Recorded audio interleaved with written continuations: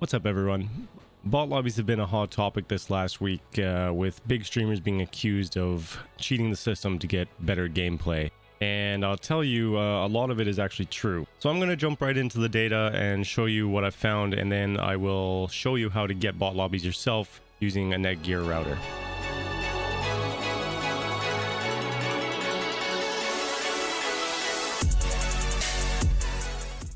I have a 3.6 KD. When I queue up for solo lobbies, it puts me in gold and silver lobbies primarily. And if you've watched J God's video and Jack Fragg's video, they show similar data. So I think that solos has a softer skill-based matchmaking algorithm in it. Moving on to duos, you see a clear diamond gold trend. Trios, diamond gold, with the outlier here being a silver 3. Then you move on to quads and you see diamond gold. Solo duo queues, diamond gold. Solo trio queues, diamond gold, with the outlier here being the bronze. And solo quads, no filter. It seems like the skill-based matchmaking is a little bit less strict with quads, which makes sense because there's more people in the party, so it has to be a softer skill-based matchmaking, otherwise it would take a lot longer to find matches, again with random bronze in the mix. So the clear trend is the skill-based matchmaking is very strict and putting me in mostly diamond lobbies, unless it's solos. So my next testing was kind of harder to do. Unfortunately, they did the playlist update and they changed regular solos to buyback solos, so I couldn't get quite accurate data there because obviously solos is different than buyback solos. But I did do buyback solos with my geo filter on, and it was shockingly low skill level in the lobbies. With buyback solos, the website that I use doesn't actually give server ranks because it's not technically ranked, but when you see the median and average KD, I can give them a ranking based on what the other actual ranked playlists were. And as you can see down here, I've given this lobby that I was in its own rank because it was a 0.52 median KD, 0.57 average KD. That was insane. I dropped 32 kills that game, and it actually felt bad playing against such low level players. Next, we moved on to duos with the geo filter on. We got a bronze, a silver, a diamond. And then for the fifth game, it actually took a very long time to find a game, so long that I actually stopped looking. And I'll come back to that in a moment and I'll explain what happened there.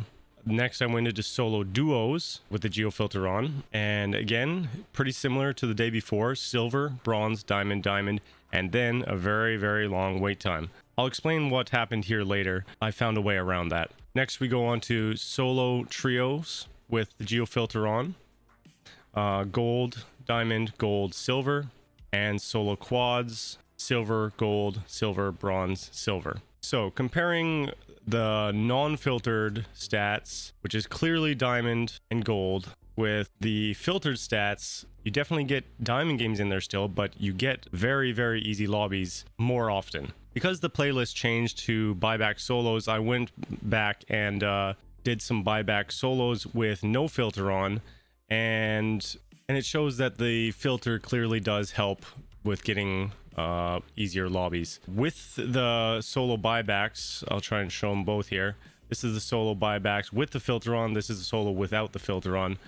I think this proves that the solo buybacks does have skill-based matchmaking to it, but it's a lot softer, so it was a lot easier to find easier lobbies with the filter on in solo buybacks. And here's one more bit of data here for quads with the geo filter on. It was bronze, diamond, silver, bronze, silver. Very low average KDs in this one, with the occasional diamond game. And I've done some more testing past taking down this data, and it's quite apparent that with the filter on, you do get a lot more easier lobbies, but it's not guaranteed. Just the same as it is not guaranteed to get all diamond lobbies if you don't have the filter on, because occasionally there's a silver and occasionally there's a bronze. So one other thing we can see with skill-based matchmaking here is with solos, it's definitely a softer skill-based matchmaking, probably because there's less players playing the playlist, so that it has to just grab anyone, otherwise the game will take forever to start. So that's probably why it's gold and silver, because it's a huge variety of players in every game. Duos is very strict skill-based matchmaking. Trios is very strict skill-based matchmaking.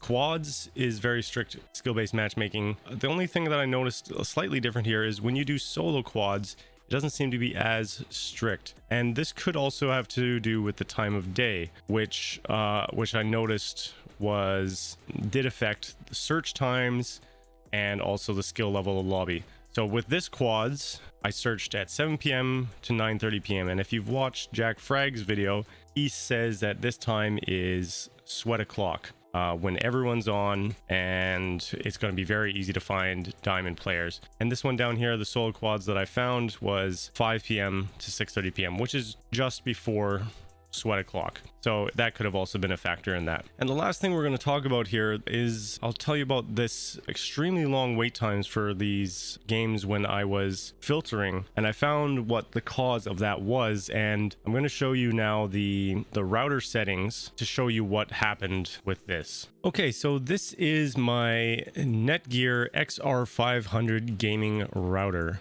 And to be able to filter your games to get easier lobbies, you need to have a Netgear branded router with the Duma OS operating system on here. The software here is where the magic happens. It kind of acts like a VPN. So right now we're on version 3.0, and this is a beta version. You don't need to be on version 3.0 to make this useful. So first off, you add a device here. So you see I've added my gaming PC and my streaming PC. Filtering mode is on at the moment. You can choose any device to add to this, and any device you add to this will be filtered as long as you have filtering mode selected. Next down here, this little ping thing, you can choose where you live. I live in British Columbia, so I select I live right here, and the game will filter in this little ring right here, because that is where I've told it that I live. Next, you can change the distance with this little slider down here to say how far you want the game to search. So anything within the red circle is as far as it's going to find your games for you. Next is set your ping assist. You set this to 0 if you want it to be very strict. Ping assist, if I set it up to like say 60 or 57, it will look for games outside my ring only if the ping is under 57. And next we have Polygon Mode, and this is only available with the 3.0 beta, which is pretty cool. It's not necessary, but basically it allows you to draw specific areas rather than just have the ring. And this could be good if you want to do multiple server locations to be added to the filter. And yeah, so that's how that works. So I did some testing with the filter on. I tested the Brazilian server because I heard people say that the Brazilian server is good. I tested down here. I connected to the Brazilian server. It took quite a while to find the game, but then I had like over 200 ping. So obviously that's not an option for anyone.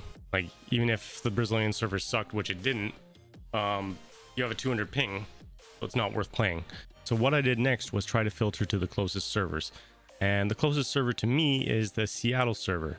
And this is really what this software is designed for. It's to help you so that you can reduce the game looking for a game in Florida when you live in British Columbia or Seattle, and vice versa. So it gives you a lower ping games. And that's what this software is designed for, which is a good thing. So after restricting my search to only the Seattle server, this is where I noticed the bot lobbies start to roll in.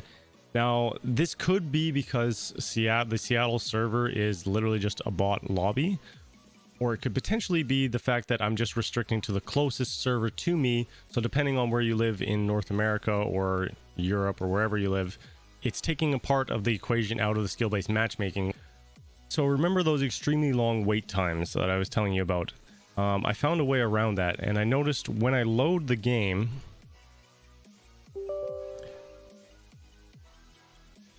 the game actually pings all the server locations that it can connect to when the game is loaded in. And I think it does this to let your router know which servers it can communicate with. So you have to enable the filtering before you load the game. So you see here it's ping, ping, ping, ping, ping. It pinged all the servers and they're yellow, which means they're blocked. So what happened is I turned the filter on after I loaded the game in, and it had already communicated with the servers. So what it was doing was it was trying to connect me to these servers over here, mostly in South California or Oklahoma, and it would communicate with that server. It would connect me to the server, and then the router would say, oh wait, I don't want to play on the server, and then it would kick me out of the game and search for another game. But by filtering before you load the game in, it will not even communicate with the rest of the servers. So that's why it was extremely long wait times. So now it's fixed. Occasionally you can get very, very long wait times still, but it's a lot better if you do it this way. One other thing that I wanted to mention is I found a way to decrease my wait times if I added my second account, which had no games played, and I just back them out every game.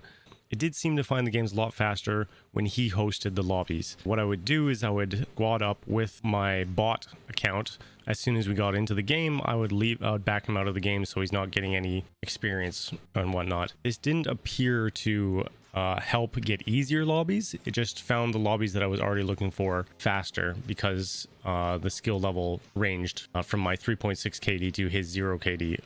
So this is the website that I've been getting all my information off. Here's my previous few games. Most of these are filter on. I'm still doing testing with it.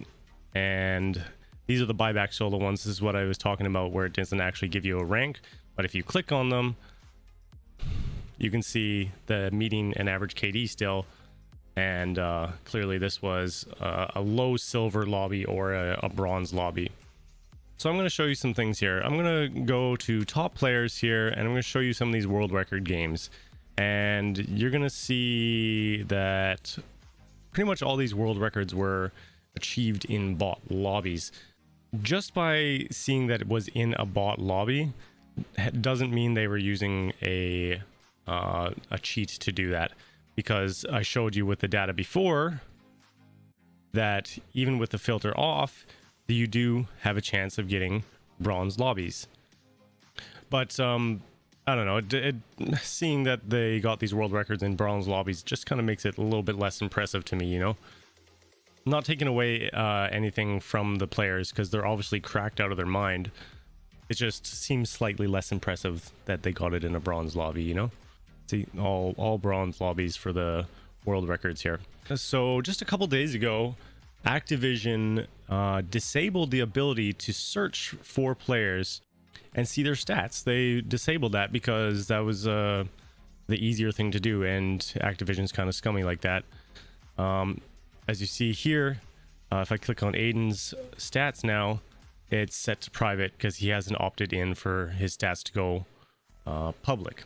However, before Activision made these stats private, I actually did a stream and looked through all the big streamers to see if I could see any weird trends in their gameplay. Again, I have a 3.6 KD, and these guys have better KDs than me, and I'm in diamond lobbies every game without the filter, basically. And I found that there was some streamers with incredibly high KD going into lobbies together, and they were getting bronze lobbies in succession, like to the point of where it was like this. I'm not going to say which streamers I did find that had suspiciously long periods of games where it was in bot lobbies. But if you really want to, you can go back through my VODs on Twitch and see which of the top streamers are actually doing something fishy. There's definitely at least 3 or 4 streamers that I saw that were doing something fishy with the lobbies. So if you want to come see some of the testing that I do for these bot lobbies, I'm going to keep doing more testing with different theories and whatnot to see what everyone's doing with this. Come hang out on my channel. I stream every night of the week, 7 p.m. Pacific Standard Times, Monday to Friday. So skill-based matchmaking is something that has to be in a Call of Duty game, because no matter how you look at it, Call of Duty is in the business of making money, and the way to make a lot of money is by keeping the majority of people happy. And the way to do that is to have skill-based matchmaking so that the shitters can play with the shitters and the sweats can play with the sweats. And if some people are finding ways around that by doing things like this, I'm completely fine with that, unless it's in a tournament. That's clearly fucked up if you're doing something to give yourself an advantage in a tournament where people are paying money. I think if you are going to be doing geo-filtering, you should definitely state it in your videos and on stream if you're doing it on stream. That's for sure. Otherwise, I don't have a problem with people using the geo-filter. I've heard of some other strategies to get bot lobbies too, so I quite enjoyed finding all the data on this, and I'm going to be testing those theories out as well, and expect a follow-up video very soon, testing out those other theories. So if you like the video, hit the like button. If you want to see the next video when it comes out, subscribe. I'm going to leave some links to the websites and the gear that I'm using in the description below, along with my Twitch channel, and hopefully see you guys in the Twitch chat. All right, I'll see you guys next time. Peace.